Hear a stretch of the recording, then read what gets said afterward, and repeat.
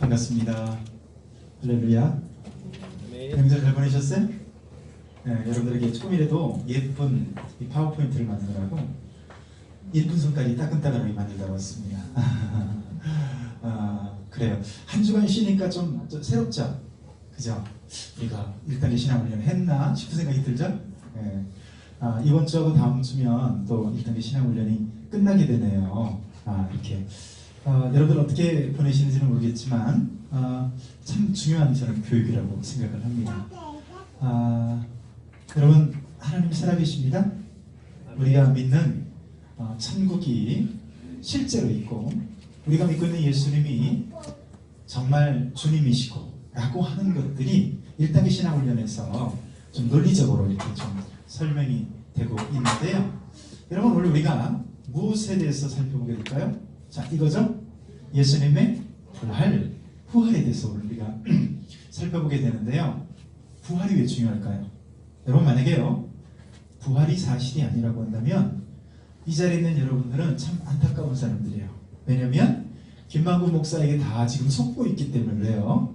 저를 보세요. 제가 얼마나 여러분들 잘 속여먹게 생겼습니까? 그죠? 부활이 사실이 아니라고 한다면 이 자리에 나와 있는 여러분들도요, 헛된 거고요. 여러분들이 헌거 많은 거 다 헛된 거예요. 주일날 와서 예배 드리는 거 다 헛된 거예요. 그리고 주일날 뭐 등산 가자는데 그 뿌리치고 또 무슨 뭐 중요한 예식 같은 거 있는데도 다 뿌리치고 교회 와서 하나님의 말씀 내고 다 거짓말이고요. 헛된 거고 여러분들 그냥 불쌍한 사람이고 더 불쌍한 사람은 누구요? 여기 저희는 저 있잖아요. 저는 더 불쌍한 사람이 되는 거예요. 뭐가 없다면? 부활이 없다면. 근데 여러분 정말 부활이 사실일까? 정말 부활이 사실일까? 여러분 누군가요? 여러분들에게 와서 부활이 진짜야? 라고 묻는다면 어떻게 대답하시겠어요? 뭐라고 대답? 사실이래. 우리 목사님이 사실이래. 그럼 되는 겁니까? 그래가지고는 안 돼요. 너 하나 믿어라. 이렇게 된다고요. 맞죠? 그러니까 여러분 오늘 부활을 논리적으로 제가 여러 가지 것들을 설명드릴 거예요. 설명드리는데 우선은 첫 번째는 내가 믿고 있는 기독교가, 내가 믿고 있는 예수가 진짜 하나님이구나, 진짜 구원자구나, 진짜 그분이 우리 메시아구나, 천국 진짜 이거구나, 진짜구나를 오늘 이 시간에 여러분들이 첫 번째는 느끼는 거고요. 두 번째는 좀 기억해서 다른 사람들에게도 왜 부활이 사실인지를 좀 이렇게 설명할 수 있었으면, 그런데 도움이 됐으면 좋겠다 싶습니다. 자, 그런데요, 어려운 건 아니에요. 근데 여러분 오늘 제가 듣는 강의를 다 듣고 나서 다음에 다른 친구들한테 얘기해 주려고 하면 하나도 기억이 안 나요. 감사하게도 왜요? 여러분들 잘 잊어먹어주는 존재니까. 그렇죠? 그래서 여러분 제가 그래서 여러 번 말씀드리지만 요 강의는 매년 이 자리에 계시는 분들이 와서 들으시면 좋겠다 싶습니다. 저는요 이 강의를 10년째 하고 있어요. 근데 10년째 함에도 불구하고 늘 은혜롭고 힘이 되고 막 정말 용기와 막 정말 기쁨이 충만한 거예요. 여러분 제가 목사를 할 수 있는 근거가 여기에요. 1단계 신앙훈련에 있어요. 제가 아무리 뭐 많이 주지도 않지만 우리 교회에서 사례를 많이 준다 해도요, 1단계 신앙훈련에서 가르치는 게 다 거짓말이라면 저는요 가장 불쌍한 사람인 거예요. 자, 그런 차원에서 오늘 5과 부활을 이렇게 좀 살펴보려고 합니다. 자, 이분은 누구냐면요, 리 스트로벨이라고 하는 사람이요. 성이 이씨예요. 이씨. 그죠? 리 스트로벨이라고 하는 사람인데요. 자, 참 사람이 좋게 생겼죠? 그죠? 근데 이분이 예인대 법대 출신이에요. 그리고 저분이 법률 기자입니다. 여러분 보세요. 법대 출신들 깐깐하죠? 그죠? 되게 논리적이고 사실이 아니면 안 믿고 뭔가 합리적이지 않으면 한 걸음도 못 나가는 사람들이 이 법대 출신들 아니겠어요? 그죠? 아니 생각해보세요. 법을 집행하는 사람이 막 뭔가 누군가 타협한다든가 쉽게 그냥 말에 속아나면 그러면 안 되겠죠? 온 국민이 막 태극기를 들든 촛불을 들든 간에 법관은 어때요? 냉철해야 되는 거예요. 그죠? 근데 이 사람이 뭐요? 이 리 스트로벨이라는 사람이 법대 출신이에요. 그러니까 법을 전공한 사람이, 자, 어떤 스타일인지 대충 사람 알겠죠? 더군다나 이 사람이 뭐라고요? 이 사람이 기자 출신이에요. 더군다나 법률 기자 출신이에요. 자, 얼마나 깐깐한지 알겠죠? 그죠? 기자들은 사실 그대로를 써야 되는 거잖아요. 그래서 기자들은 특징이 뭐예요? 막 파고 들어갑니다. 주진우 기자 같은 사람들은요, 한 10년째 이명박 씨의 뒤를 막 캐고 다녀요. 와, 정말 이명박 씨가 지금도 힘이 있다면, 뭐 그래도 된다면 어떻게 하고 싶을 거예요. 저는 그 아침에 뉴스공장이라는 거를 좀 아침에 쭉 몇 년째 듣고 있고, 또 김현정의 뉴스쇼 있잖아요. 김현정의 뉴스쇼. 발음이 안 되네. 김현정의 뉴스쇼를 듣는데요. 이런 기자들 보면 좀 대단하다는 생각이 들어요. 기자들은 한 번 물면 안 놓아집니다. 끝까지 파고들어요. 그래가지고 어때요? 비리도 막 캐내고 막 그러잖아요. 이 사람이 법대 출신인데다가 법률 기자였어요. 자, 이랬던 사람이 기독교에 대해서 어떻게 생각을 했을까요? 굉장한 적대감을 갖고 있었던 사람이에요. 야, 안타깝죠? 저런 사람이 예수를 믿으면 얼마나 좋겠어요. 근데 저 사람이 예수에 대해서, 기독교에 대해서 아주 적대감을 갖고 있었고, 특별히 기독교에 대해서 아주 환멸을 느끼는 사람이었어요. 왜 그런 사람들 있죠, 종종. 아니, 교회가 자기한테 뭐 잘못한 것도 없는데 기독교의 기자, 예수님의 예증안 나오면 막 뚜껑이 열린 사람들 있죠. 그죠? 근데 이 사람이 그런 사람, 아주 적대적이고 기독교의 환멸을 느끼는 사람이었고요. 이 사람은 철저한 무신론자였어요. 여러분, 무신론자가 뭔지 알죠? 야, 신이 어딨냐? 라고 하는 것으로 이론이 정립된 사람. 이 사람은 얼마나 기독교에 대해서 적대적인지 좀 느낌이 오시죠? 자, 그랬는데요, 이분 있죠? 이분이 리 스트로벨의 아내입니다. 법대 출신의 법률 기자 출신이었던 리 스트로벨 아내가요, 꽤 깐깐한 사람이었고요. 좀 까칠을 한 분이었는데, 이분이 어느 날 갑자기 교회를 다니기 시작한 거예요. 깜놀이죠? 아니, 교회를 나가기 시작한 거예요. 그래도 이제 이 사람이 이제 지성인이니까, 종교는 자유니까 하면서, 만약에 아내가 자기한테 전도를 했다면 자기가 가진 모든 지식을 동원해서 한 방에 눌러버리려고 그랬는데, 놀랍게도요, 전도를 안 해요. 전도를 안 하고 단지 이 아내가 변화돼 버렸어요. 어떻게 변화되냐면, 아주 까칠하던 여자가 상냥하고 남편을 존중하고 또 가정에 헌신적인 사람으로 바뀌어버린 거예요. 아니, 아까도 얘기했지만 자기한테 뭔가 뭐 예수에 대해서 얘기하고 뭐 부활이 어쩌고 이런 얘기하면 한 방에 눌러버리려고 하는데 어떻게 됐다고요? 너무 따뜻하고, 특별히 남편을 존중하고 사랑하고, 특히 가정적으로 이기적이었던 여자가 헌신적인 사람으로 바뀌어진 데에 대해서 사실 이 리 스트로벨이 어떤 생각을 갖게 되면, 도대체 자기는 기독교에 대해서 뭐 무슨 예수 그러면 무슨 인권운동가 정도나 이렇게 생각하고, 아무튼 기독교에 대해서 그렇게 적대적으로 생각하고 기독교를 하급 종교로 취급하고 있었는데, 도대체 기독교가 뭐가 있길래 이 까칠한 여자를 이런 여자로 바꿨을까를 생각하게 된 거예요. 그래가지고 이 리 스트로벨이요, 기독교의 핵심 사건에 대해서 조사를 하기 시작했어요. 자, 이분 전공이 뭐라고 그랬죠? 법대 출신에다가 기자 출신이잖아요. 한 번 물면 안 놓아준다, 그거 있잖아요. 그래서 이 사람이 아주 깐깐하게 기독교에 있는, 소위 해서 기독교의 핵심 진리라고 말하여지는 것들에 관해서요, 이 사람이 철저한 사건 조사에 들어갑니다. 여러분, 사건 조사 알죠? 경찰이 사건을 조사하듯이, 기자가 사건을 취재하듯이 이 사람이 아주 객관적으로 자신의 선입견을 배제하고요, 아주 객관적으로 전문가들을 만나서 인터뷰하기 시작합니다. 뭐 기독교의 적대적인 사람, 호의적인 사람 상관하지 않고요, 자신의 이 선입견을 배제하고서요, 철저하게 기독교의 핵심 사건에 대해서 철저하게 조사를 하기 시작해요. 약 2년 동안 그렇게 합니다. 네, 놀라운 일이 일어났어요. 사실 이 사람이 기독교의 핵심 사건에 대해서 조사한 이유는 뭐냐면요, 이거 있어요. 기독교는 거짓이다, 이걸 밝히려고 했거든요. 분명히 그렇게 생각했어요. 자기가 객관적으로 신화적인 요소 다 제거하고 객관적인 사실만 다 이렇게 파고들면 틀림없이 기독교는 거짓이 될 것이다 라고 생각했거든요. 그래서 이 사람이요, 역사, 과학, 철학, 심리학적인 이런 모든 것들을 가지고요, 선입견을 배제하고 증거를 모으고 핵심 사건에 대해서 인터뷰를 하고 조사를 했는데요, 놀라운 결과가 뭔지 아세요? 여러분, 모든 것들이 부활을 지지하는 쪽으로 결론이 난 거예요. 그리고 예수님의 십자가부터 시작해서 예수에 관한 모든 것들이 사실인 것이 드러난 거예요. 특별히 뭐가? 예수님의 부활이 사실이라고 하는 결론에 이르게 된 거예요. 그럼 저분 어떻게 됐을까요? 저분이 이 책을 썼습니다.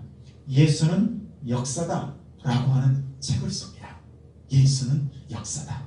여러분, 예수님이 역사다 라고 하면 뭐가 되는 거죠? 예수님의 탄생이 사실이 되는 거고요, 예수님의 모든 삶이 사실이 되는 거고요, 그분의 오병이어 기적부터 시작해서 무리를 걷는 것부터 시작해서 특별히 그분의 죽으심과 특별히 그분의 부활까지, 승천까지, 이 모든 것이 역사다, 히스토리다, 요 얘기가 되는 거예요. 여러분, 그래서 리스트로벨이요, 기독교인이 됩니다. 그리고요, 기독교인이 되었을 뿐만 아니라 자신이 객관적으로 조사한 이 모든 것들을 가지고요, 기독교를 변증하는 일에 있어서 가장 앞장서는 사람이 되었습니다. 할렐루야. 네, 그렇습니다. 그래서 예수는요, 그래서 기독교의 중요한 게 뭔지 아세요? 기독교에서 가장 중요한 거는요, 사실은요, 믿음이 아닙니다. 기독교에서 가장 중요한 건 뭔지 아세요? 이거예요. 기독교가 역사여야 한다는 거고요, 기독교가 사실이어야 한다는 거예요. 여러분, 제가 설명하는 모든 것들, 성경에 있는 모든 것들이 다 사실인데 딱 한 가지, 부활만 사실이 아니다. 그럼 어떻게 될까요? 여러분들 성경책 다 찢어야 돼요. 무슨 말인지 아시죠? 다 사실인데 예수님의 탄생이 팩트가 아니야. 이거 뭐가 되는 거죠? 예를 들면 예수님이 동정녀 마리아를 통해서 탄생하셨다는 것이 팩트가 아니야, 사실이 아니에요, 역사가 아니에요. 이거 뭐가 되는 거죠? 다 사실이어도 그게 사실이 아닌 뭐예요? 여러분 성경책 찢어내야 돼요. 여러분 기독교 당장 때려치고 불교를 믿든가 안 믿든가 그렇게 해야 되는 거예요. 그래서 기독교에서 가장 중요한 거는 사실은 역사고 사실입니다. 우리가 믿는 진리가 팩트여야 하는 거예요. 여러분, 불교는 그럴 필요가 있을까요? 별로 그럴 필요가 없어요. 불교는 본래 철학적인 종교이기 때문에 뜬구름 잡는 소리 해야 되는 거예요. 그래서 산은 산이요, 물은 물이다. 뭔 소리인지도 모르겠어요. 이 얘기는 이제 30년 됐는데 지금도 뭔 소리인지 모르겠어요.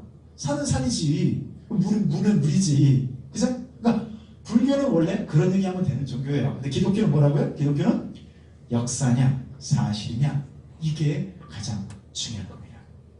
그래서 여러분, 예수님의 극단적인 주장들이 사실은 많이 있었습니다.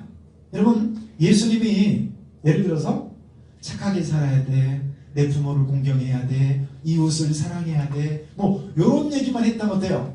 여러분은 예수님에 대해서는 굉장히 여러분들 호의적일 거고요, 교회를 다니지 않는 사람도 굉장히 예수님에 대해서 호의적일 거예요. 근데 여러분, 왜 여러분 전도의 것을 알죠? 교회 가자 혹은 예수 믿어라 라고 하면 막 화를 막 내요. 왜 화를 낼까요?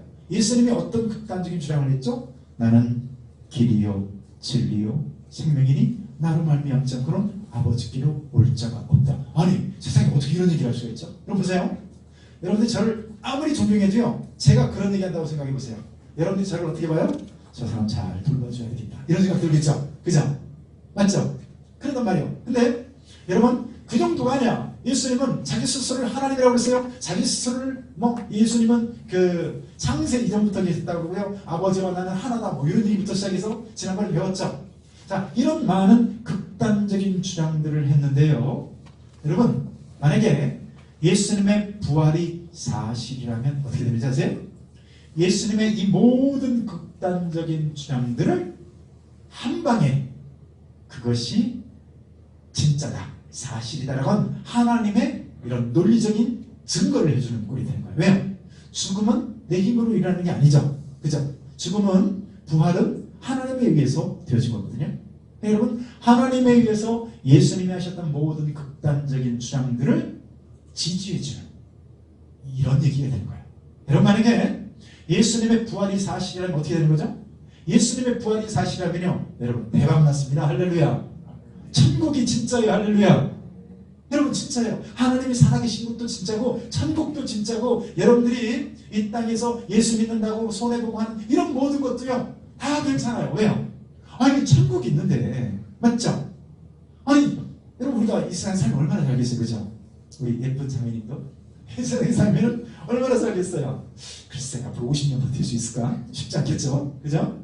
네, 우리 가야 돼요. 근데 만약에 예수님의 부활이 사실이라면요, 여러분, 천국이 있는 거고요, 하나님도 계신 거고, 여러분들이 믿는 모든 성경에서 말하는 모든 것들은 사실이 되는 거예요. 자, 무엇에 의해서? 이 여러분들이 오늘 나누게 될 부활이 사실이냐 아니냐에 따라서 그렇게 되는 겁니다. 자, 영상 하나 잠깐 볼게요. 자, 이 영상은 어떤 영상이냐면요, 모든 사람들이 기독교에 대해서, 이제 특별히 예수님의 죽음에 대해서 이제 끝났다 이렇게 생각했는데, 최대의 반전이지만, 여기 컴퓨터 볼륨 좀 해주세요.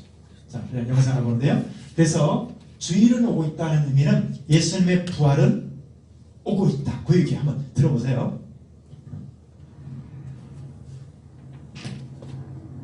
It's Friday. Jesus is praying. Peter is asleep. Judas is betraying. But Sunday is coming. It's Friday. Pilate's struggling. The council is conspiring. The crowd is vilifying. They don't even know that Sunday's coming. It's Friday. The disciples are running like sheep without a shepherd. Mary's crying. Peter is denying. But they don't know that Sundays are coming. It's Friday. The Romans beat my Jesus. They robe him in scarlet. They crown him with thorns. But they don't know that Sunday's coming. It's Friday. See Jesus walking to Calvary. His blood dripping. His body stumbling. And his spirit's burdened. But you see, it's only Friday. Sunday's coming. It's Friday. The world's winning. People are sinning. And evil's grinning. It's Friday. The soldiers nailed my Savior's hands to the cross. They nailed my Savior's feet to the cross. And then they raised him up next to criminals. It's Friday. But let me tell you something. Sunday's coming. It's Friday. The disciples are questioning what has happened to their king. And the Pharisees are celebrating that their scheming has been achieved. But they don't know it's only Friday. Sunday's coming. It's Friday. He's hanging on the cross, feeling forsaken by his Father, left alone and down. Can nobody save him? Oh, it's Friday, but Sunday's coming. It's Friday. The earth trembles. The sky grows dark. My King yields his spirit. It's Friday. Hope is lost. Death has won. Sin has conquered. And Satan just a laugh.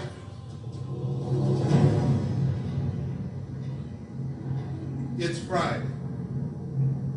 Jesus is buried. A soldier stands guard, and a rock is rolled into place.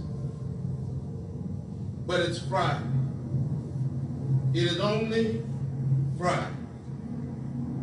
Sunday is a coming.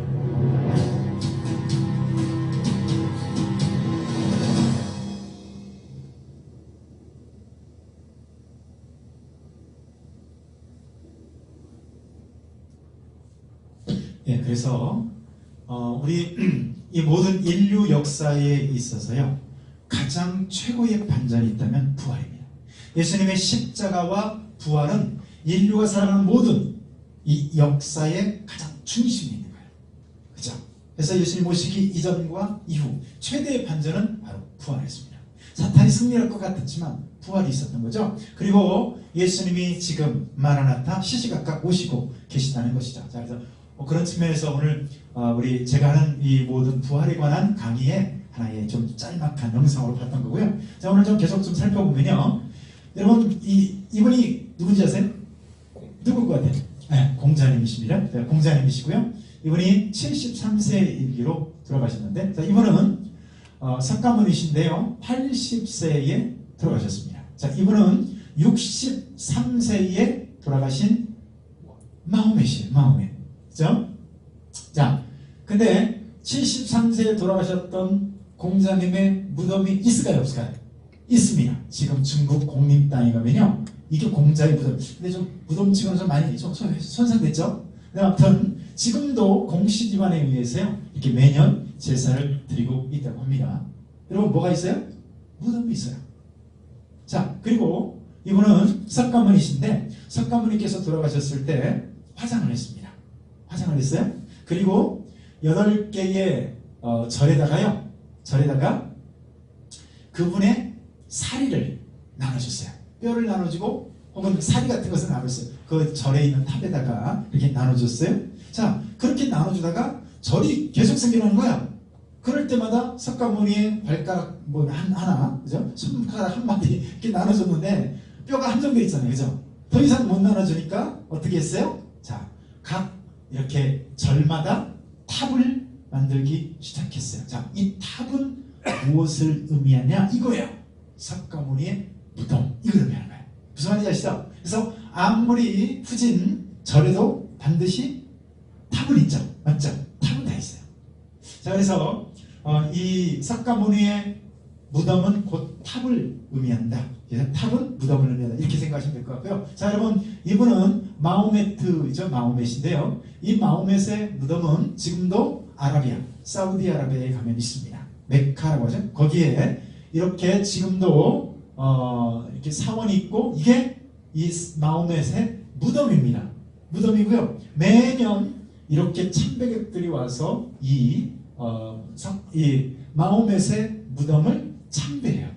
그리고 그들의 교리에 의하면 일생에 한 번은 반드시 메카에 와서 이렇게 이 교주의 무덤을 아련하도록 되어 있어요.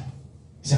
그래서 이 사람들이 이렇게 사제들인데 이 무덤을 보고 오지 않은 사람들은 주로 이렇게 검은 옷을 입는데요. 근데 마호멧의 무덤에 와서 그 무덤을 보고 참배하고 간 사람은 주로 이렇게 흰 옷을 입는데요. 주로라고 했어요. 100%는 아니에요.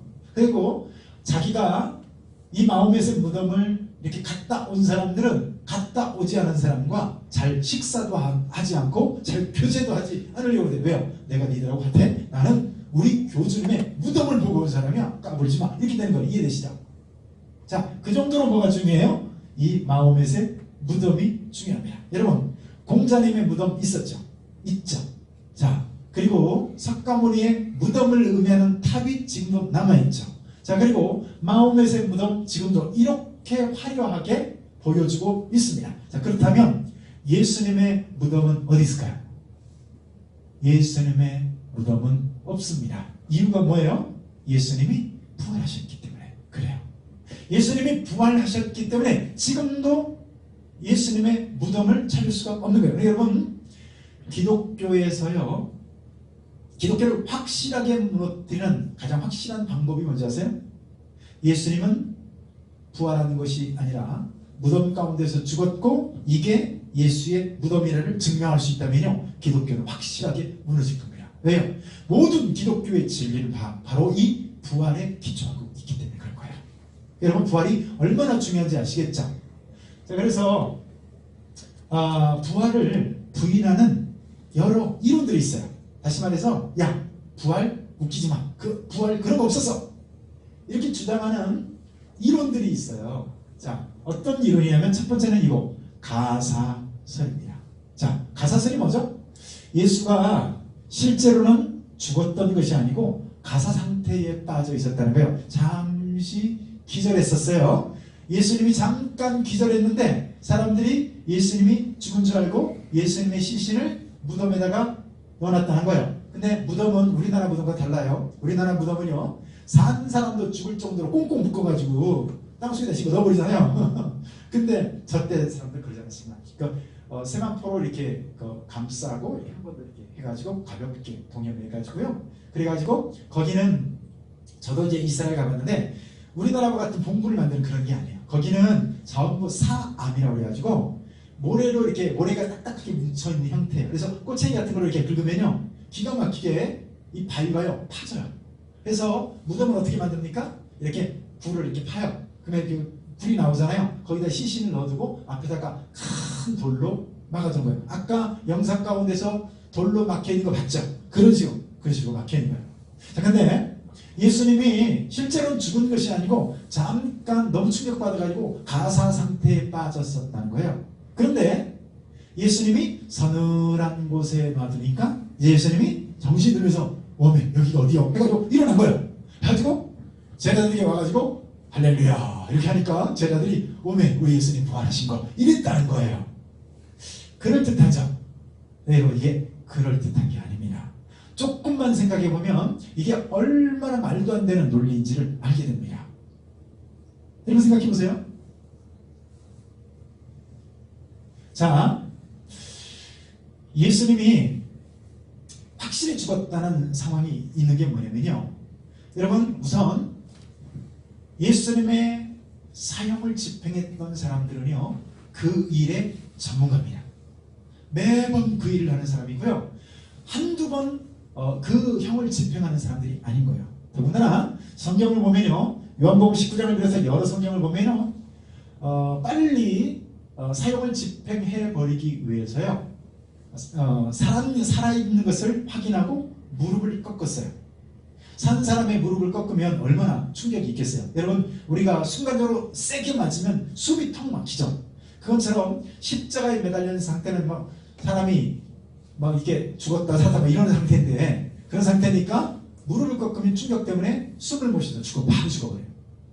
근데 로마 군사들이 어때요? 자, 오른쪽 강도 와서 봤더니 살아있는 거예요. 무릎을 꺾었어요. 왼쪽에 있는 강도 보니까 살아있어요. 무릎을 꺾었어요. 예수님을 꺾으려고 봤더니 예수님이 이미 돌아가신 거예요. 아까도 말씀드렸지만 이 병사들은요 이것에 있어서 전문가들입니다. 한두 번 이 일을 한 게 아니에요. 무슨 말인지 아시죠? 근데 예수님이 이미 죽으신 것을 확인해서 그래서 무릎도 꺾어버리지 않을 정도로 내버려 두신 거예요.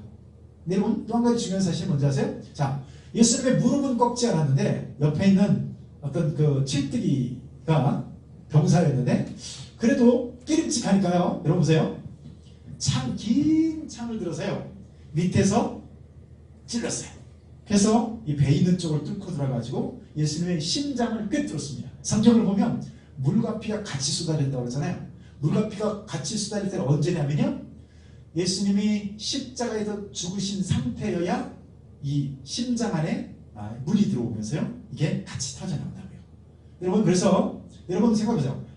예수님 가사 상태에 빠져 있다고 해도 그 상태에서 옆구리를 찔러서 심장을 터뜨렸으니까 예수님이 살 수 있겠습니까? 예수님이 확실히 돌아가셨다는 것을 알게 되는 거죠. 그렇죠? 그러니까 여러분 이건 너무 말이 안 돼요. 그래서 또 한 가지 생각해볼 건 뭐냐면, 보세요, 설령 그렇다 쳐요. 다 양보해서 예수님의 가사 상태에 빠졌어. 무덤 속에 들어가 있었어. 그런데 서늘한 곳에 놔두니까 예수님이 정신이 벌쩍 들어가지고 깨어났다 쳐봐요. 자, 그러면 그 상태가 어떤 상태였을까요? 중환자죠. 그죠? 생각해보세요. 밤새도록 채찍질 당했죠?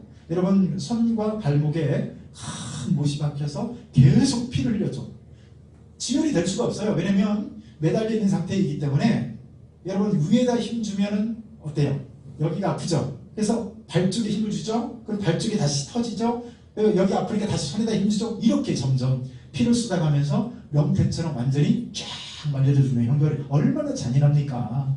그죠? 자, 그 상태에서 피를 다 쏟았어요. 그죠? 옆구리 찔렸죠? 그죠? 심장이 터졌죠? 그럼 보세요. 그런 중환자가 자 앞에 뭐가 있었어요? 돌무덤 있었어요. 이걸 무슨 수로 열고 나옵니까? 설령 열고 나왔다 쳐봐요. 제자들에게 갔어요. 우리 집사님이 예수님의 제자예요. 제가 예수님이에요. 근데 지금 어떤 상태예요? 중환자 상태죠. 오전에 헷갈린 상태로 가지고 복이 있을지어다 하면은 여러분 부활하신 예수님을 믿겠어요? 집사님이요? 말이 안 되는 거 아시죠? 그러니까 여러분 이 가사 상태에 있었다는 건 너무 말이 안 되는 거예요. 자, 또 한 가지를 보면 조작설인데요. 이거예요. 예수님의 제자들이요 시체들을 도둑질해 놓고서 날조했다는 거예요. 예수님이 부활했다고 날조했다는 거. 여러분 굉장히 그럴듯하죠. 그렇잖아요. 예수님의 제자들이 시체를 훔쳐 가놓고 부활했다고 떠들고 다니까 사람들이 이 말에 속아가지고 와 예수님 부활했다고 믿기 시작했다 이랬다는 거예요. 여러분 그럴듯하지만 조금만 파고 들어가보면 이게 얼마나 말이 안 되는 얘기인지를 알게 되는데요. 자 우선 보세요. 예수님을 죽였던 당사자들 있죠. 종교 지도자들 바리새인들과 서기관들과 사두개인들과 당시에 사내들인 공회 의원들이라고 하는 예수님의 적대자들이 있었는데요. 이 예수님의 적대자들이 더 잘 알고 있었어요. 뭐를? 평소에 예수님이 뭐라고 하고 다니셨는지를 알고 있는 거예요. 그래서 뭐라고 얘기했냐면 예수님이 살아계실 때 예수님이 죽게 되면 3일 만에 3일이라고 얘기했어요. 3일 만에 다시 살아난다고 여러 차례 얘기했다. 그러니까 이 종교 지도자들이 빌라도를 찾아갑니다. 그럼 뭐라고 그래요? 빌라도 카카시요. 저 미혹하던 예수가 평소에 3일 만에 부활한다고 헛소리를 하고 다니는데 제자들이 시체를 훔쳐가 놓고서 만약에 예수님이 부활했다고 만약에 주장하게 되면 이건 더 큰 혼란에 빠집니다. 그러니까 군인들을 내보내가지고 지키십시오. 이거 보세요. 지금 뭘 했다고요? 적대자들이 행여나 예수님의 제자들이 시신을 훔쳐갈까봐 철저하게 대비를 했다는 거예요. 그래가지고 어떻게 합니까? 여러분 로마 군인들이요 4명씩 4계절로 16명이 돌아가면서 지키고 있었어요. 여러분 로마 군인들이 이렇게 지키고 있는데 당시에는 어떤 법적인 조항이 있었냐면요. 내가 지키던 것을요 잃어버리면 지키던 것과 똑같은 것을 내가 배상해야 되는 거예요. 보세요. 예수님의 시신이 없어졌어요. 그럼 어떻게 되는지 아세요? 지키던 사람들이 예수님을 대신해서 죽어야 되는 거예요. 무슨 말인지 아시죠? 그러니까 얘네들이 얼마나 철두철미하게 지켰겠어요. 더군다나 그럴까봐 행여나 졸까봐 4명씩 그것도 4계절로 돌아가면서 졸지 않기 위해서 지켰단 말이에요. 자, 이 또 어떤 상황인지 아시죠? 더군다나 큰 돌로 엄청난 무거운 돌로 무덤 입구를 막았고요. 무덤 입구에다가요 거기다가 황제의 봉인을 해놨어요. 그 납 같은 거 있죠. 납 같은 걸로 황제의 봉인을 해가지고 황제의 명령이 아니면 뜯을 수 없도록. 만약에 뜯으면 어떻게 되는 거예요? 법적인 처벌을 받으세요. 이건 사용당하는 거예요. 왜냐 아까도 얘기했지만 법을 얘기했죠. 그것을 분실하게 되면 자기 몸으로 대신해야 되니까요. 그러니까 여러분 보세요. 황제의 봉인이 돼 있었죠. 엄청나게 큰 돌로 막아 있었죠. 로마의 병사들이 4명씩 4계절 해가지고 지키고 있었죠. 여러분 그런데 제자들이 무슨 특공대입니까? 특공대는 누가 나왔어요? 김만곤 목사가 나왔어요. 제자들은 특공대가 아니었어요. 보세요. 생각해보세요. 살아있는 예수님 앞에서요. 살아있는 예수님 앞에서도 제자들은 예수님을 부인했던 겁쟁이 비겁한 비열한 사람들이었어요. 제일 평소에 다혈질적이고 용감하다고 하는 베드로가 어땠어요? 조그마한 계집아이가 와서 예수님을 들먹거리면서 당신도 저 예수와 같은 편이지 같은 도당이지 라고 하니까 베드로가 3번씩이나요 저주하면서 부인하잖아요. 저주하는 것도 3번씩 부인하는 것도 나 몰라 모른다니까. 아니 몰라 이렇게 부인한 게 아니에요. 성경을 보면요 모른다고 해놓고 한 20분 흘러요. 또 와서 이상한데 같은 편인데 아니라니까 2번 부인했죠. 그리고 또 한 30분 있다가 이번엔 어떻게 부인해요? 예수님을 저주하면서 욕을 하면서 부인을 했던 사람이 누구예요? 죽은 예수가 아니에요. 자기 눈앞에서 지금 고문받고 있는 예수를 보면서 베드로가 이렇게 거짓말을 했던 사람이라고요. 제자들은 결코 특공대가 아니었습니다.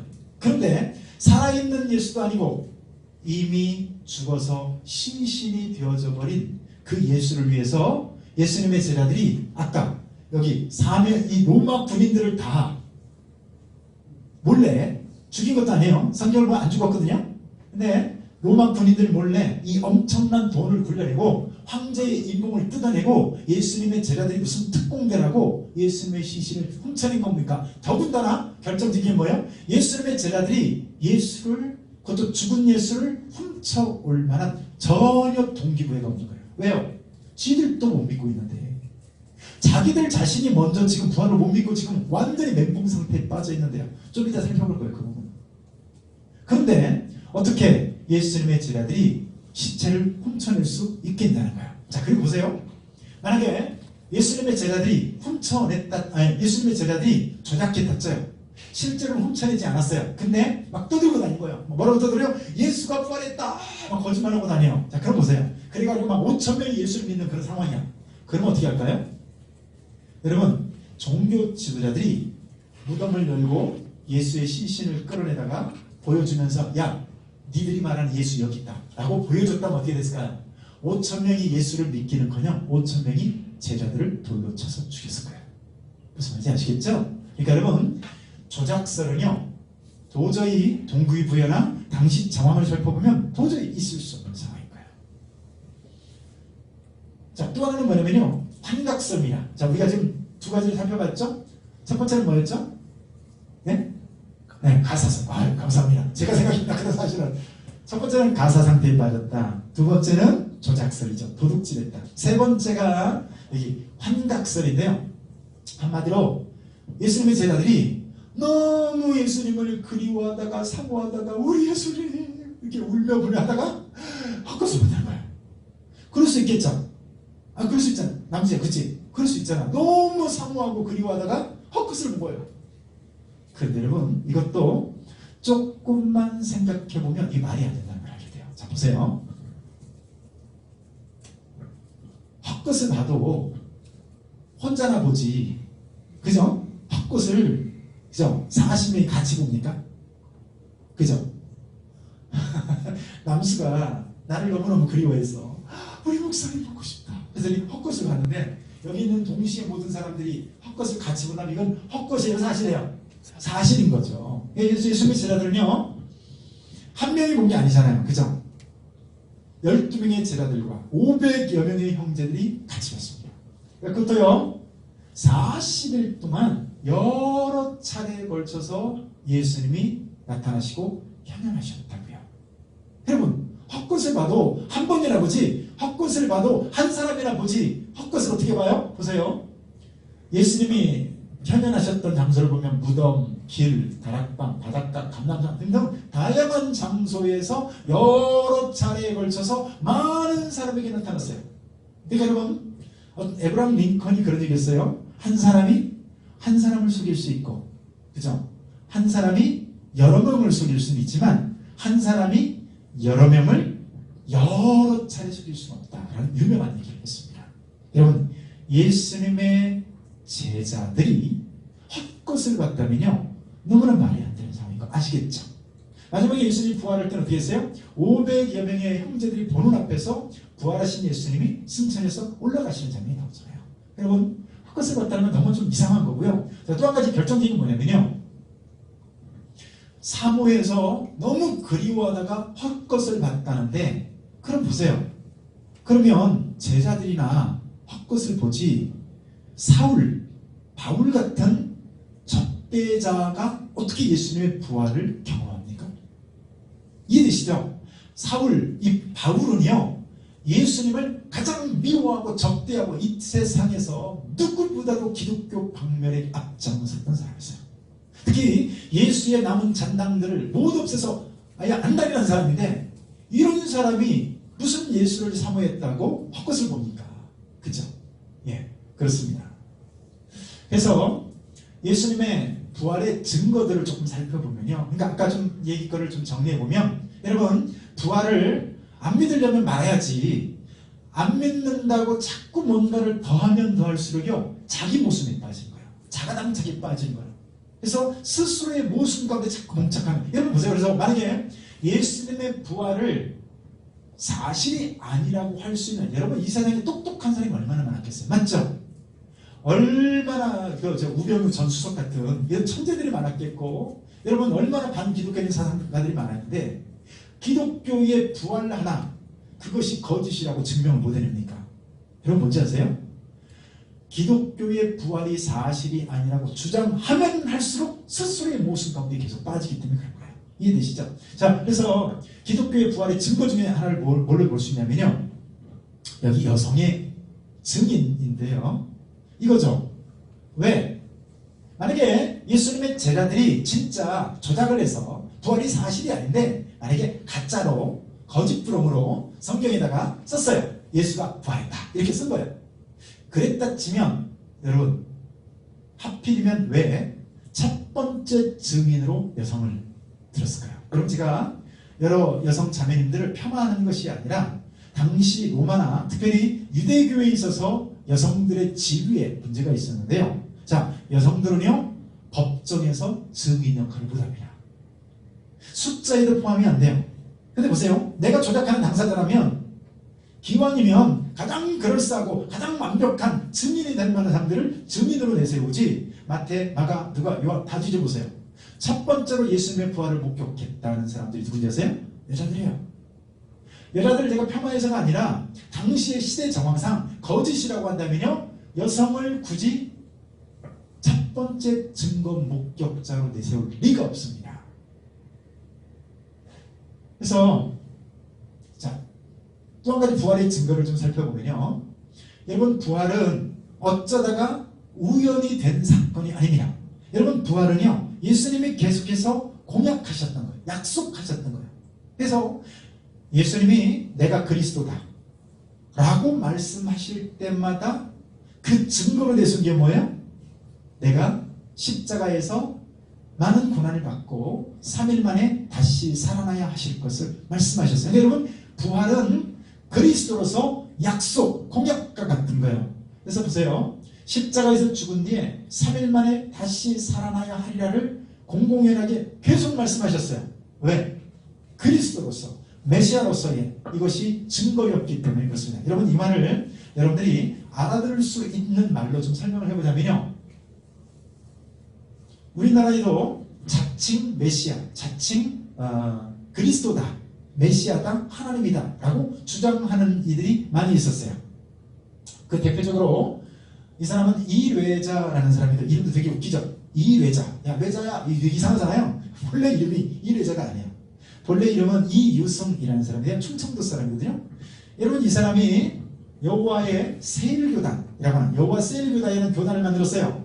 그리고 자기가 스스로 교주가 됐습니다. 그리고요, 이 사람이 어떻게 해요? 스스로 하나님이 됐어요. 그 평소에 입버릇처럼 했던 얘기가 있어요. 그게 뭔지 아세요? 나는 죽지 않는다. 알고 계세요? 지금도 그런 얘기 하는 사람 많죠? 나 안 죽는다. 이만희가 그러고 있잖아요, 신천지에. 그죠? 전에 통일교회 문선명도 그런 얘기다 죽었어요. 네, 이만희도 좀 그러고 있는데 지금 지팡이 짚고 달달달 하고 있어요, 지금. 근데 안 죽는데요. 그리고 더 중요한 게 뭐냐면, 만약에 내가 죽게 된다면 반드시 3일 만에 살아날 것이다 라고 했어요. 누구와 똑같이 얘기했어요 지금? 예수님과 똑같이 얘기하고 있죠? 그죠? 그럼 어떻게 될까요? 이 사람이 진짜 메시아고 하나님이라면 죽었다가 3일 만에 살아나야 되겠죠? 이 사람이 1972년도에 계룡산으로요, 자기 모든 신도들을 데리고 계룡산으로 일주일 동안 수련회를 했습니다. 근데 여러분 거기 강에 가서 이 사람 혼자 목욕하다가요, 심장마비로 죽어버렸어요. 안 죽는다고 했는데 어떻게 했어요? 첫 번째로 죽었어요. 자, 그러니까 죽으니까 이 여호와 세일교단의 이 신도들이 우리 교주님 돌아가셨다, 3일 만에 부활하신다고 약속하셨다, 틀림없이 부활하신다 해가지고 어떻게 했을까요? 시신을 이렇게 바깥 물 밖으로 끌어내고 어떻게 해요? 신도들이 둘러앉아가지고 기가 막힌 금식하고 열광적인 찬송을 하고 3일째 되는 날 부활하신다고 약속했다고 그러면 펄쩍 뛰면서 박수치면서 노래하면서 금식하면서 이 이리자께서 부활하신다 라고 했어요. 아직도 못 살아났어요. 아직도 못 살아났어요. 보세요. 그러면 이 사람이 평소에 했던 얘기 다 뭐가 되는 거예요? 거짓말이 됐어요. 그래서 여러분 여호와의 세1교단 수천 명, 수만 명 가까이 따랐었는데요. 여러분 이 사람이 죽고 못 살아나니까 세1교단 어떻게 됐어요? 뿔뿔이 다 흩어져 버렸어요. 그 많던 신도들 다 흩어져 버렸어요. 왜? 공약을 해서 3일 만에 죽었다가 살아난다고 했는데 못 살아나니까요. 여러분 이 지상에서 지리멸렬해져 버리더라는 거예요. 또 하나 소개해 볼까요? 박태선이라는 사람인데요. 이 사람 1950년대에 우리나라에 센세이션을 일으켰던 사람이에요. 이 사람이 전도관이라는 것을 만들었어요. 천부교라고 하죠. 신앙촌 들어보셨나요? 그 유명, 연치가 젊어서 모르시죠? 신앙촌이라고 왜 스타킹 만드는 거 있어요. 근데 신앙촌이라는 이런 회사, 공동체 만든 사람이 이 사람이에요. 근데 보세요. 이 사람 생수 나눠주고요. 참 기가 막히게 사람들 거의 10만 명 가까이 모았어요. 대단하죠? 그 많은 사람들을 모아놓고 이 사람이 평소에 하는 말에 감화받았던 사람도 있었을 거고요. 어쩌면 이 사람에게 병 고침받은 사람도 있었을 수 있어요. 이 사람이 나머지는 생수 먹고 병이 나섰을 수 있었을지 모르겠어요. 근데 이 사람도 평소에 뭐라고 말했어요? 나는 죽지 않는다. 죽으면 반드시 사흘 만에 다시 살아난다. 약속했어요. 죽었어요. 살아났어요? 못 살아났어요? 못 살아났어요. 못 살아나니까 어떻게 돼요? 여기 전도관 어떻게 됐습니까? 뿔뿔이 다 흩어져 있어요. 여러분 예수님도 마찬가지라고요. 여러분 예수님이 부활이 예수님의 공학이었다라는 말이 어떤 의미냐면 예수님이 평소에 좋은 말씀하시고 예수님이 평소에 기적도 행하시고 예수님에 의해서 막 사람들이 막 위로를 받고 감동 감화를 받았을지 모르겠지만 예수님이 공약하셨는데 죽은 지 사흘 만에 다시 살아난다 약속하셨는데 못 살아나신다면 어떻게 된다고요? 이 땅에 기독교는 없는 겁니다. 이 땅에 교회는 세워질 수가 없는 거예요. 여러분 전도관 최소한 뭐 있었어요? 최소한 수만 명이라도 있었잖아요. 그죠? 여러분 예수님 당시에는 몇 명이었어요? 고작 12명. 고작 500여 명의 형제들. 이게 다였어요. 근데 여러분 예수님이 약속하신 바와 같이 부활하지 못하셨다면 어떻게 된다고요? 이르자를 따랐던 세1교단 흩어지듯이 박태선을 따랐던 신앙촌의 전도관 다 지리멸렬해서 역사 속으로 사라지듯이 어떻게 해요? 이 땅에 예수님을 따르던 기독교도 어떻게 된다고요? 다 뿔뿔이 흩어져서 지리멸렬 아예 흔적조차 없어야 정상입니다. 네, 여러분 부활의 증거가 뭐예요? 교회가 시작되었고 시작되었을 뿐만 아니라 그 수많은 여러분 당신은 오늘과 달라요. 우리나라는 어떻죠? 종교의 자유가 보장되어 있잖아요. 1회자가 아니라 3대자 4대자를 할지라도 그냥 믿으면 된단 말이에요. 왜냐하면 자보다 죽이는 법이 없어요. 근데 저 당시에 예수님의 제자들이 처한 상황은 뭐죠? 저 당시에 기독교인이 된다는 건 어떤 의미죠? 죽겠다는 의미예요. 사자밥이 되겠다는 의미예요. 십자가형을 당하고 화형당하고요. 저 당시에 보면 네로 같은 사람은요. 사람을 그냥 꼬챙이로 꽂아가지고요. 네, 꼬챙이로 꽂아 거의 걸어뒀어요. 그리고 기름을 발라가지고 횃불로 삼았다고요. 여러분 예수를 믿는다는 건 그런 의미거든요. 보세요. 예수가 살아나지 못했어요. 부활하지 못했어요. 근데 어떻게 기독교가 교회가 시작되고 어떻게 부흥이 되어서 결국 AD 312년에 여러분 콘스탄틴 대제에서 기독교가 여러분 로마의 국교가 될 수 있습니까? 이것은 무엇을 의미하는 거죠? 예수님의 부활이 역사적인 사실이었다 그 얘기예요. 여러분 보세요. 세월호 사건 우리나라에 모르는 사람 있을까요? 없겠죠. 세월호 사건 모르는 사람이 있다면 그 사람은 간첩도 알아 이거는. 그죠?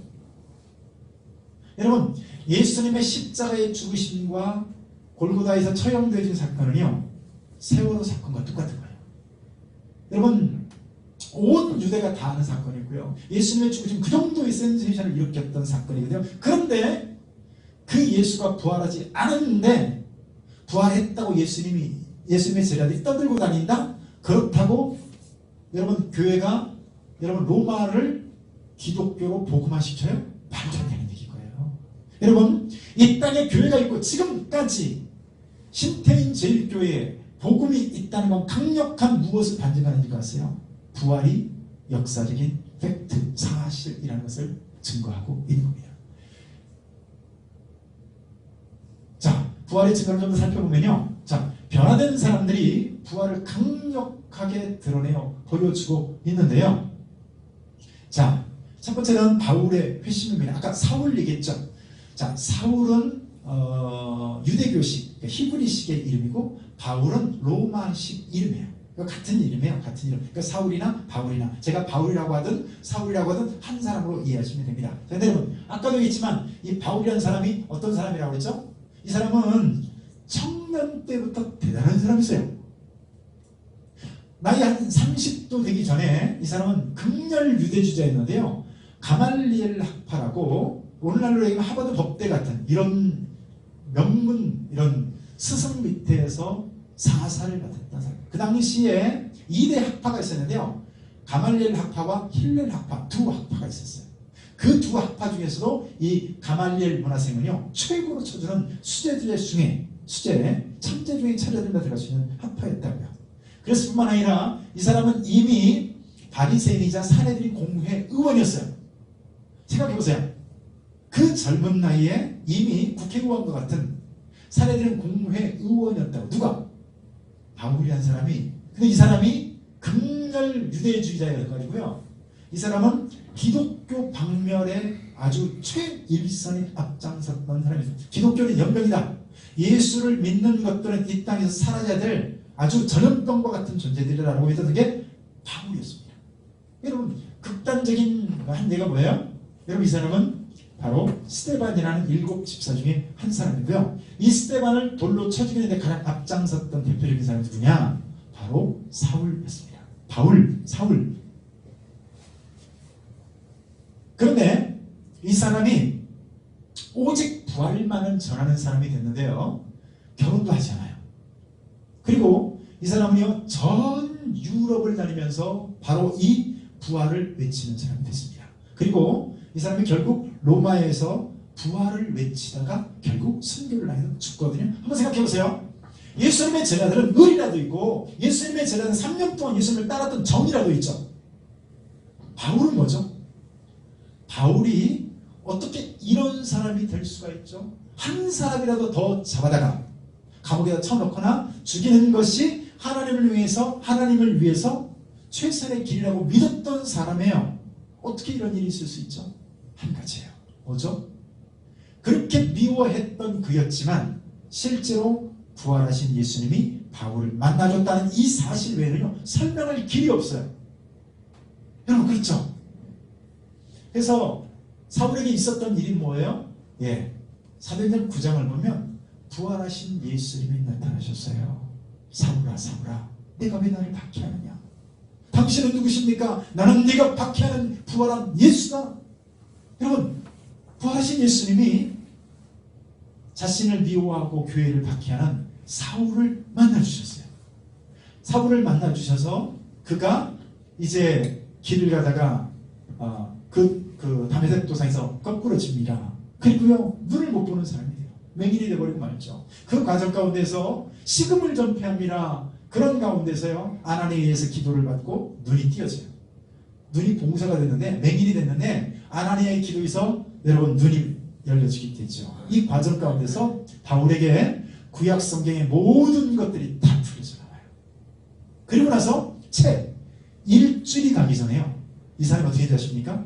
자기가 그렇게 예수를 미워하고 부활은 사실이 아니다, 기독교는 이 땅에서 없어져야 되고 예수를 따르는 자들은 전염병과 같은 존재들이라 다 없애야 된다 라고 했던 이 사람이요, 그 즉시 일어나서 채 일주일이 되기 전에 자기와 함께 그 예수를 죽이러 왔던 동료들이 찾아가요. 그래서 뭐라고 하십니까? 예수가 메시아고 그분이 부활하셨고, 그것은 모든 것들이요, 구약 성경을 다 인용해가지고 증명해냅니다. 여러분, 예수님의 제자들과는 차원이 달라요. 예수님의 제자들은 뭐예요? 논리도 없어. 그냥 내가 봤다니까 요 얘기만 하는데, 이 바울은 어떻게 해요? 구약 성경의 모든 논리적인 다 끌어다가요, 증명하는 거예요. 그래서 어떻게 되는지 아십니까? 이 바울과 함께 와서 예수를 죽이러 왔던 이 유대주의자들이요, 저놈부터 죽여야 된다. 큰일 날 놈이다, 저거. 그렇잖아요. 왜냐하면 너무 영향력이 막강한 거예요. 제자들과는 비교가 안 되는 거예요. 그래서 어떻게 합니까? 한밤중에 광주리를 타고요 성을 도망쳐야 할 만큼 긴박한 상황이 벌어져요. 보세요. 이 바울의 변화를 무엇으로 설명하겠냐고요? 바울이 어느 날 양심이 찔려서 그랬을까요? No. 한 가지예요. 뭐죠? 예수님의 부활이 사실이고, 여러분 그가 여러 차례 고린도전서 15장을 비롯해서 여러 차례 고백한 바와 같이 부활하신 예수님이 나를 만나 주셨다라고 하는 이것이 사실이었다는 것 외에는요 설명할 길이 없는 거예요. 또 하나 볼까요? 제자들의 순교인데요. 여러분 예수님의 제자들이 믿음이 좋았을 것 같죠? 아니에요. 예수님의 제자들은 믿음이 안 좋았습니다.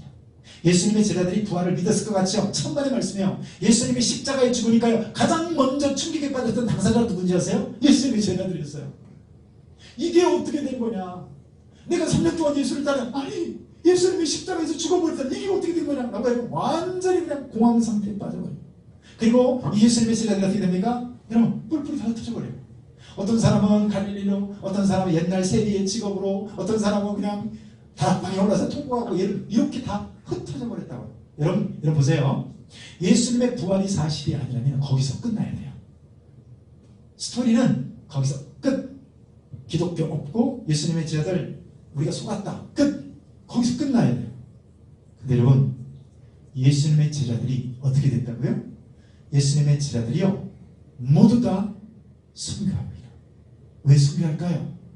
예수님이 부활하셨다라고 하는 명백한 이 사실 앞에 그것을 부인할 수가 없어서 다 순교해서 죽는데요. 한번 보세요. 여러분 누가 거짓을 위해서 죽겠습니까? 여러분 안중근 의사나 이순신 장군이나 혹은 유관순 열사나 이런 분들은 어때요? 의를 위해서 자기 목숨을 내던진 분들이잖아요. 그러니까 우리가 존경하는 거 아니겠습니까? 맞죠? 그래서 우리가 존경하는데 여러분 자기도 믿지 못하는 거짓을 위해서요. 더군다나 자기에게 돌아올 유익이 어떤 것도 없는데 어떤 긍정적인 유익도 없는데 자기도 믿지 못하는 그 거짓을 위해서 역사적으로 죽은 사람 단 한 사람도 없어요. 네, 설령 한 사람은 있다 쳐요. 여러분 모든 예수님의 제자들이 그 부활하신 예수님이 부활했다라고 하는 이 사실 앞에서 순교를 당한다는 건 뭘 의미하죠? 아니 자기들도 믿지 못했었다니까요. 그랬던 그들이 어떻게 순교를 하냐고요? 한 가지밖에 없는 거예요. 뭐죠? 자기들도 본래 못 믿었었는데 예수님이 부활하셔서 나타나셔서 예수님의 제자들에게 성경에 있는 그대로 부활하신 몸을 드러내어서 보여준 그거밖에 없는 거예요. 예수님의 제자들이 어떻게 죽었느냐 한번 보시겠어요? 베드로는요 로마에서 십자가에 거꾸로 매달려 죽습니다. 빌립은 십자가를 지고 죽고요. 바돌로메는 안 읽겠습니다. 너무 끔찍해서. 자 그리고 여러분 시몬은 화살에 맞아서 죽게 되고요. 마태는 창에 찔려서 순교를, 안드레는 아데사에서요 십자가에 못 박혀 순교를 당합니다. 그리고 야고보는 칼로 목베임을 내서 죽고요. 다른 야고보는 성전에 떨어뜨려서, 그리고 유다는 페르시아에서 화살에 순교를 당하게 됩니다. 예수님의 제자들이요 다 순교를 당해 죽어요. 하나 더 볼까요? 예수님의 제자였던 도마를 한번 살펴보시죠. 이 도마 얘기가 너무나 이제 제자들의 당시의 정황을 극명하게 보여주는 사건이라 대표적으로 하나 좀 살펴볼게요. 자, 여러분 이 도마는 부활의 지각생이었습니다. 무슨 얘기냐면 다른 예수님의 제자들은 이 예수님의 제자들이 12제자가 있을 때 한 번에 뿅 나타나는 게 아니야. 그게 아니라 어떻게 해요? 한 명씩 한 명씩 만나고 다니신 거예요.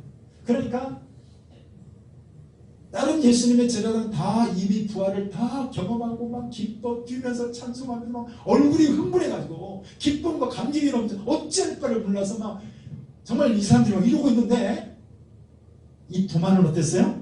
부활의 지각생이라 웃기고들 있네. 한마디로 뭐예요? 놀고 있는 거예요. 왜냐면 야 말도 안 되는 소리 하지 마라. 야 아무리 예수님이 정말 그 사모되고 정말 예수님이 안타까워도 그렇지 사람이 어떻게 죽었다 다시 살아나냐. 보세요. 그가 뭐라고 얘기한지 아세요? 읽어봅시다. 시작. 내가 그의 손에 못자국을 보며 내 손가락을 그 못자국에 넣으며 내 손을 그 옆구리에 넣어보지 않고는 믿을 수 없다. 다른 제자들이 부활을 얘기하니까 도마는 뭐라고 얘기한다고요? 야 웃기는 소리 하지 마라. 내 눈앞에 예수가 나타나서 내 손가락을 그 손가락에 손에 그 옆구리에 내 손가락을 넣어보기 전에는 나 못 믿는다. 여러분 이런 사람들 있어요 없어요? 얼마나 많아요, 그죠? 아무리 갖다 증거를 갖다 줘도 어때요? 야, 내 눈을 만지기도 못 믿어. 그죠? 저희 장인어른이 좀 그런 스타일인데요. 우리 장인어른 실제로 손에 쥐어져야 믿는 분이에요. 이런 사람들이 의외로 많죠. 도마가 그런 회의주의자였어요. 근데 보세요. 자, 이런 도마가 예수님의 부활이 사실이 아니라면 여기서 끝나야죠. 맞죠? 부활의 스토리는요, 도마의 스토리는 여기서 끝내야 돼요. 다른 제자는 어때다 치더라도 도마의 얘기는 여기서 끝나야 된다니까요. 근데 보세요. 이 도마가 어떻게 되는지 아세요? 이 도마가요, 실제로 부활하신 예수님이 나타나서 도마에게, 부활하신 예수님이 도마에게 나타나서요, 내 손을 나의 손과 옆구리에 네 손가락 넣어보고 믿음 없는 자가 되지 말고 믿는 자가 되어라 라고 예수님의 부활에서 현현에서 나타나셨어요. 그때 보세요. 우리 자매님이 실제로 영과 육이 있는 것처럼, 실체인 것처럼 부활하신 예수님이 실체로 나타나신 거예요. 그 앞에 여러분 이 도마가 어떻게 고백할까요? 자, 읽어봅시다. 시작. 도마가 대답하여 이르되 나의 주님이시요 나의 하나님이시니라. 도마가요 그 앞에 엎드러지면서 나의 주님이시며, 나의 주님이란 걸 끝나는 것도 아니야. 나의 하나님이십니다. 제대로 정확하게 고백을 합니다. 이런 도마가 예수님에게요 나의 하나님이십니다라고 고백을 해요. 자, 그리고 이 도마가 어떻게 되는지 아세요? 이 도마가요 인도에까지 가서 복음을 전합니다.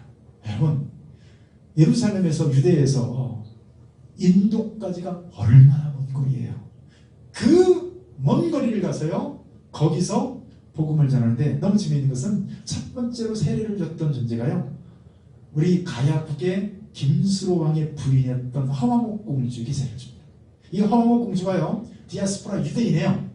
그래서 그 인도에 가서 첫 번째로 디아스포라 유대인이었던 이제 한국식으로 개명한 거예요. 허화목은 그 이름이 다 기억이 안 납니다. 근데 그 사람에게 세례를 줬고, 놀랍게도 그 사람이요 김수로 왕에게 시집을 와요. 얼마 전에 김수로 드라마 있었죠. 허화공주 거기 나오잖아요. 그죠?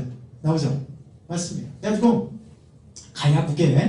우리나라 가야국에 기독교에 대한 흔적이 많이 있어요. 여러분 가야국의 아이콘이 뭔지 아세요? 물고기인 거 아세요? 익두스가 뭐예요? 저는 그리스도시요 이런 고백이 있거든요. 그 이니셜을 따는 게 익두스, 물고기예요. 그래서 가야국의 여러분 그 문양이 바로 물고기입니다.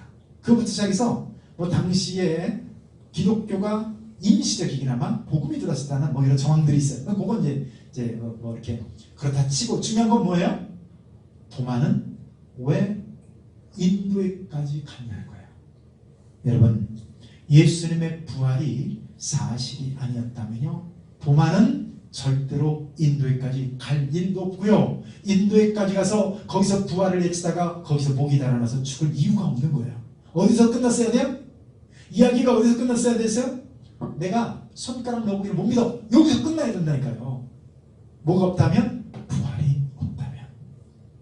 네, 여러분 도마가 인도에까지 가서 복음을 전하다가 순교했다는 것은 다른 모든 제자들이 다 한결같이 순교의 길을 걸어갔다면 뭐를 증거하고 있다고요? 예수님의 부활이 역사적인 사실였음을 증거하고 있는 겁니다. 자, 이런 얘기하면 그런 얘기를 합니다. 그거는 성경에 있는 얘기니까 나 못 믿겠어. 야, 성경은 니들이라는 얘기 나 못 믿겠어. 그런 얘기 할 것 같으세요. 제가 빌라도의 보고서를 좀 얘기를 해보는데, 저 빌라도의 보고서는요, 여러분 빌라도가 누군지 아시죠? 예수님을 십자가에 법적으로, 정치적으로, 합법적으로 넘겨줬던 당사자가 빌라도입니다. 그래서 우리가 신앙 고백할 때 빌라도에게 고난을 받아, 여기 나오죠. 이거는 빌라도 나쁜 놈, 그게 아니에요. 빌라도에게 고난을 받아 사는 거면요, 그게 역사적인 사실이었습니다. 그 얘기를 하는 거예요. 그게 빌라도라는 사람이 통치하던, 쉽게 얘기해서 AD 몇 년부터 몇 년, 그 얘기를 짧게 하는 얘기가 뭐예요? 빌라도에게 고난을 받았다. 이게 그 얘기인 거예요. 근데 빌라도를 실제로 십자가에서 죽게 만들었던 당사자가 바로 이 빌라도였는데요. 여러분 놀랍게도요, 이 빌라도가 당시 황제였던 가이사에게 썼던 보고서가 남아있습니다. 그 보고서가 여러분 지금 터키 도서관에 남아있어요. 여러분, 내용이 이런 내용입니다. 빌라도의 보고서라는 이 보고서인데요. 이게 책으로 나와요. 여기 뭐라고 써있냐?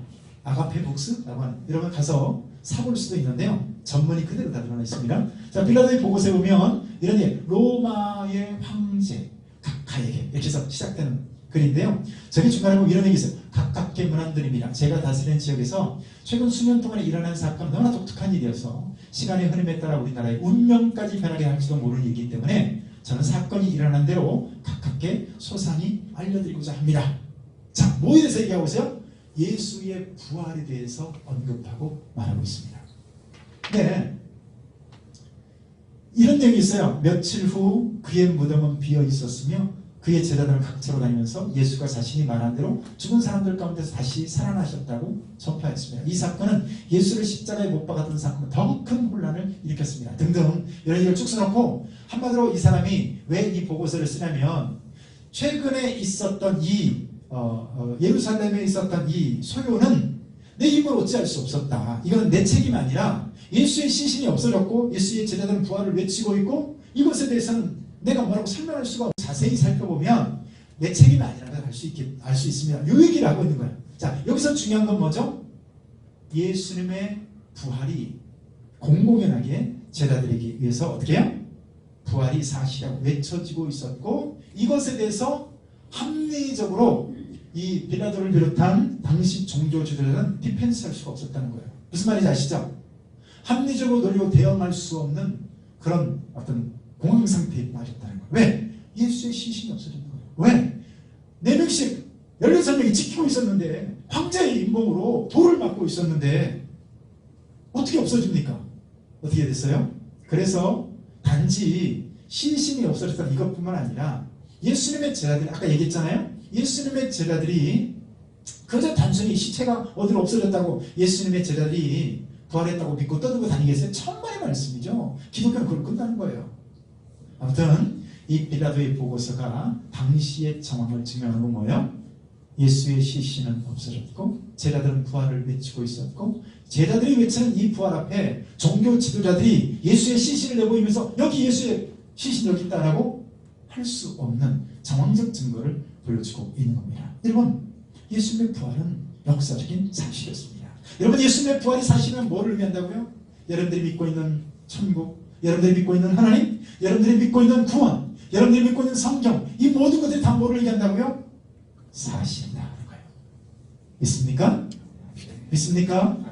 하나님이 계실 뿐만 아니라요. 여러분, 천국이 실제로 있을 뿐만 아니라 여러분들이 믿고 있는 모든 진리는 역사적으로 사실임을 이 부활이 설명해요. 여러분, 기독교의 놀라운 점이 뭔지 아세요? 기독교의 놀라운 것은요, 아까 리 스트로벨처럼 기독교는 확인이 가능한 종교라는 거예요. 무슨 말인지 아시겠습니까? 논리적으로 사실인지 지금도 확인이 가능한 종교라는 거예요. 산은 산이요 물은 물이요 이런 종교가 아니라는 거예요.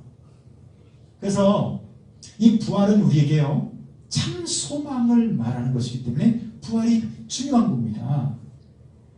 2000년 전에 부활이 있었다고 끝나는 게 아니라 이 부활이 주는 참 소망이 뭐예요? 그리스도 안에서 모든 사람이 삶을 얻을 것이다 라고 하는 거죠. 그래서 믿는 사람들은요 분명한 생사관을 가질 수 있게 됩니다. 드디어 무엇을 통해서요? 예수의 부활을 통해서인 거죠. 사람이 죽으면 그걸로 끝나는 것이 아니라 예수님의 부활이 역사적인 사실이었다면 뭐를 얘기하는 거죠? 예수님의 부활이 역사적인 사실이었다면 나도 부활했구나, 나도 영생이 있구나를 여러분 알게 되어지는 사건이기 때문에 그런 것이죠. 여러분, 이 샤르트르라는 사람은요 아주 기독교에 의해서 적대적인 사람이었고요, 무신론자였고요. 아무튼 기독교를 이렇게 적대시하는데 아까 바울 이상으로 앞장섰던 대표적인 인물 중에 한 사람이 바로 이 샤르트라는 철학자였어요. 그리고 여러분, 이 사람은요 디트리트 본 회퍼라고 하는 목사님인데요. 자, 이분은 독일 교회에서 모든 사람들이 히틀러 앞에 동조할 때 디트리트 본 회퍼는 성경 앞에 진리의 의식에서 우리나라의 주기철 목사처럼 히틀러의 정권에 항거했던 목사예요. 그래서는 안 된다고, 교회가 그래서는 안 된다고, 또 독일 정부가 그래서 난다고 하나님의 성경을 가지고 항거했던 사람. 이분이 썼던 대표적인 책 중에 나를 따르라라는 아주 두툼한 책인데요.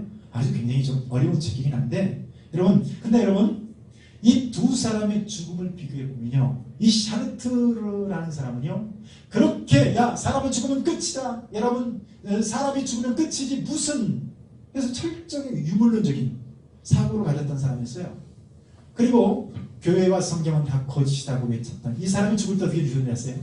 이 사람이 뇌수종이라는 이 질병에 의해서 죽게 되는데요, 한 달 동안을 병원에서 짐승처럼 울부짖으면서 간호사들이 뭐 상을 가면 다 뒤집어 엎고 나는 막 저주받은 존재다 이러면서 내가 죽어가고 있다고 외치면서 막 이렇게 발버둥을 치다가 죽었어요.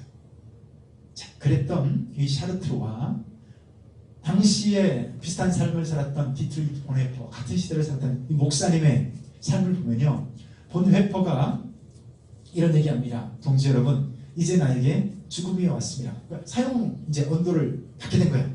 그래서 이제 내일 죽을 것을 알고서 마지막 동료들과 이제 사형장으로 끌려가면서 작별하면서 인사하는 거예요. 뭐라고요?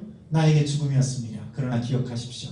이것이 마지막이 아니고 시작입니다. 주님께서 나를 위해서 예비하신 아버지 집에서 만날 때까지 여러분 안녕히 계십시오. 굿나잇 인사한 거예요. 아듀가 아니라 잠시 뒤에 만나요. 요 인사를 하고 간 거예요. 여러분 이 죽음의 차이를 아십니까? 이 생사관의 차이를 아십니까? 이게 부활이 주는 소망인 거죠. 여러분 얼마나 어리석은 인간들이에요. 이 땅에 하나님 어디냐 천국이 어디냐 죽으면 그걸로 끝이지 라고 얘기해도요, 정작 그들이 죽음 앞에서는 어떻게 된다고요? 샤르트르와 같은 죽음 앞에 절대 공포 앞에 떨게 되는 것이죠. 그래서 이 십자가와 부활은 우리의 삶의 목적을 돌아보게 하고 분명한 삶의 목적을 알게 해줍니다. 여러분 이건 스프링복이라는 사슴과 동물이거든요. 이 스프링복을 보면 마치 우리 사람이 살아가는 것과 비슷해요. 무슨 얘기냐면 이 스프링복이라는 이 동물이요, 되게 웃긴 동물인데 수백 마리 수천 마리가 한꺼번에 이렇게 뛰어다니는, 그러면서 살아가는, 왜 되게 사슴과 동물 그러잖아요. 그런 동물인데 사슴 중에 하나인데 얘는요 한 마리가 펄쩍 뛰잖아요. 그러면 옆에 있는 스프링복이 펄쩍 뛰는 거예요. 그리고 두 마리가 뛰면 옆에 있는 또 서너 마리가 펄쩍 뛰는 거예요.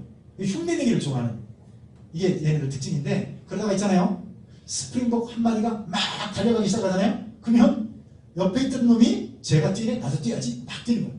쟤 둘이 뛰니까 옆에 있는 내 다음에 또 다 뛰는 거예요. 그래서 수백 마리, 나중에 수천 마리가 막 달려가는 거예요. 그러다가 맨 앞에 달려가는 스프링복이 오라, 내가 왜 뛰고 있지? 나 그만 뛰어야지 라고 해서 뒤를 돌아보면 어디요? 뒤에 수천 마리가 달려오는 거예요. 브레이크도 못 잡고 그래가지고요, 얘네들이 한꺼번에 절벽 밑으로 떨어져가지고 수백 마리 수천 마리 한 번에 죽는 경우가 다반사래요. 그래가지고 실제로 심리학적 용어예요. 스프링복 현상이라고 하는 심리학적 용어가 있어요. 자, 이거는 어떤 거냐면요, 청소년들이 삶의 목적을 잃어버린 채 막 방황하면서 얘네들 그러잖아요. 전에 있던 교회에서 어떤 권사님이 고등학교 아들을 두고서 신방 갔더니 그러더라고요. 목사님, 저는 다 포기했습니다. 저는 다 초월했습니다. 왜냐면 남자의 고등학생 하나 키우는 것은 미친놈 하나 키운다고 생각하면 됩니다. 이렇게 얘기하더라고요. 그러니까 삶의 목적을 잃어버린 채 달려가는 현상을 전문용어로 뭐라고 한다고요? 스프링복 현상이라고. 보세요. 여러분 왜 뛰십니까? 왜 달리십니까? 왜 밥을 먹고, 왜 오늘도 직업을 갖고, 왜 오늘도 결혼해서, 왜 애를 낳고, 왜 살아가십니까? 그걸 모른다면 우리는 누구와 같아요? 스프링복과 같은 거예요. 근데 여러분, 예수님의 부활을 알고 믿을 수 있는 사람은요, 얘네들처럼 삽니다. 어디서 왔어요? 최희준 선생님이 불렀던 노래가 뭐죠? 인생은 나에게 어디서, 뭐 아주 이상하게 불렀어요. 어디서 왔다가 어디로 가는지. 근데 결국 그 노래 들어보면 답이 없어요. 어디서 왔다가 이러고 어디로 가는지 끝나요. 그게 난 거죠. 근데 여러분, 예수님의 부활을 믿는 사람들은요, 분명한, 어디서 왔어요? 하나님의 의에서 왔어요. 왜 살고 있어요? 하나님의 사명에 의해서 살고 있고. 어디로 가요? 하나님이 약속한 아버지의 나라 천국 향해서 가고 있는 거죠. 뭐가 사실이라면? 부활이 사실이라면 그렇다는 거예요. 여러분, 이 성삼문이라는 사람은요, 대단한 사람이었어요. 이 사람은 사육신에 빛나는 사람이었고, 모든 유생들의 존경을 한 몸에 받았던 정말 학자 중에 학자였죠. 그런 대단한 학자이자 선비이자 정말 대단한 학식을 자랑하는 그런 사람이었음에도 불구하고요, 그가 이제 나중에 세종가요? 그 왕에게 모함을 받아서 어떻게 해요? 형장의 이스로 사라지게 되는데, 여러분, 사형장으로 끌려가서 망나니 앞에 서서, 여러분, 끌려가는 과정 가운데 즉석에서 시를 져요. 야, 천재는 천재야. 그죠? 그거를 절명시라고 해요. 이런 시가 몇 개 있거든요. 그러니까 형장에 끌려가면서 즉석에서 짓는 시를 지었던 사람들이 몇 명인데, 그 중에 하나가 성삼문 씨인데요. 저분이 어떤 시를 지었는지 한번 보실래요? 둥둥둥 북소리는 사람 목숨 재촉하는데, 머리 돌려 돌아보니 해는 이미 기울었네. 머나먼 황천길에는 주막 하나 없다는데, 오늘 밤은 네 집에서 하룻밤을 유할고. 보세요. 그런 학식을 자랑하고, 그런 정말 많은 사람들의 존경을 받았던 선비 중에 선비요, 지성인 중에 지성이요, 학문에 의해서 탁월한 사람이었던 그 사람이었지만요, 마지막 자기의 목숨이 끊어지는 그 순간 앞에 있으니까 뭐라고 해도, 나는 오늘 밤 누구와 함께 하룻밤을 유할고를 고민하는 거예요. 이 땅에 돈 많아도요, 여러분, 이건희 씨가 부러우세요? 이 땅에 정말 대단한 권력을 누렸던 사람들이라 할지라도요, 여러분, 우리나라 대통령들 여러분들 부러우세요? 여러분, 하나님이 없다면요, 저 순간의 길에는 주막집 하나 없다는데, 나는 오늘 밤 누구와 함께 하룻밤을 유할고, 이 고민하는 거예요. 근데 여러분, 예수님의 부활을 알고 믿고 참 진리로 오늘도 믿고 살아가는 그 사람들에게는요, 여러분, 이 소망이 우리 안에 가득한 줄로 믿습니다. 천국에 대한 소망, 하나님에 대한 소망. 오늘도 비록 나는 늙어간다 할지라도 어때요? 내 안에 있는 하나님이 주신 이 확신과 소망에 의해서요, 당당하게 될 것입니다. 그게 사르트의 죽음과의 차이예요. 그게 디트리트 본 회퍼 목사님의 모습이에요. 어떻게 주기철 목사님 그런 길을 갈 수 있었죠? 어떻게 손양원 목사님 자기 두 아들을 죽인 그런 원수를 양아들로 삼을 수가 있었죠? 이거죠. 예수 그리스도의 부활이 사실이면 그때야 비로소 그게 가능한 것이죠.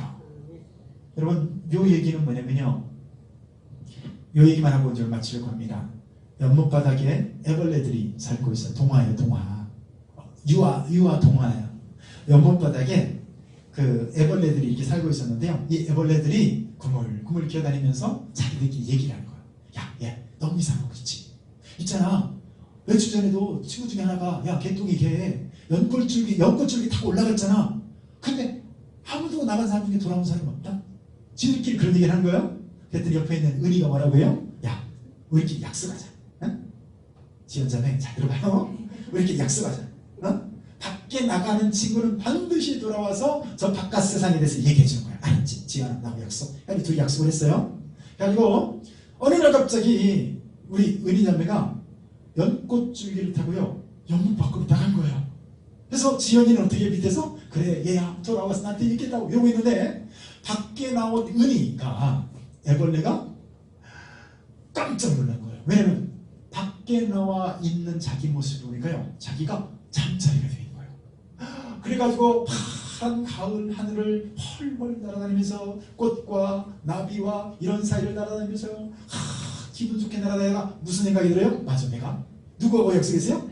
지연이하고 약속을 했잖아요. 그죠? 맞아, 지연이 애벌레에게 내가 가서 이제 이 바깥 세상에서 들려줘야겠다. 이렇게 넓고 화려하고 이렇게 아름다운 세상에 있음을 얘기해줘야겠다 해가지고, 은희 애벌레가 물속에 들어가려고 하는데 들어갈 수 있어요, 없어요? 못 들어가는 거예요. 그래서 밖에서 이 애벌레가 막 소리를 지릅니다. 얘들아, 이 바깥 세상에는 이렇게 넓고 자동차도 있고 비행기도 있고 인터넷도 있고 스마트폰도 있고. 근데 연못바닥에 있는 이 애벌레들은 알아들어요, 못 알아들어요? 못 알아들어요. 오직 한 가지밖에 없어요. 뭐죠? 지가 연꽃줄기 밖으로 나와서 잠자리가 되어 봐야 그제서야 아는 거야. 여러분 제가 왜 이 말씀 드리냐면 예수님의 부활과 믿음도 똑같아요. 우리가 안타까운 심정을 가지고 내가 진짜 이거 열어서 보여주고 싶다 라고 할지라도 그 사람이 예수를 믿고 이런 강의를 듣고 복음을 듣고 예수를 영접한 이후에서야 아 그랬구나, 내 남편이 그래서 나를 이렇게 전도하려고 그랬구나, 우리 마누라가 그래서 이렇게 교회 가려고 날마다 이렇게 포책구나를 그제서야 알게 되는 거야. 여러분 그래서 복음은 진리입니다. 그래서 복음은요 그야말로 굿 뉴스예요. 여러분 오늘 부활에 대해서 여러분들 들으셨는데 여러분 아마 다 기억나지 않을 거예요. 그죠? 그래야 제가 또 다음에 또 해먹지 않겠어요? 근데 중요한 건 뭐예요? 뭐는 알겠어요? 예수님의 부활이 사실이다. 자, 이거는 알 수 있겠죠. 그죠? 이거는요 전주대들도 인정하더라고요. 그 삐딱하고 그거 안 들으려고 막 그냥 하는 애들도요 이 부활 강의를 쫙 하잖아요. 걔네들이 쓴 워크북 뒤에 숙지한 거 보면요 거기 뭐라고 쓴다 하세요? 나 인정하기는 싫지만 예수의 부활은 사실이다. 이건 어떻게 해볼 도리가 없다. 다 그렇게 써요. 여러분 예수님 부활하셨습니다.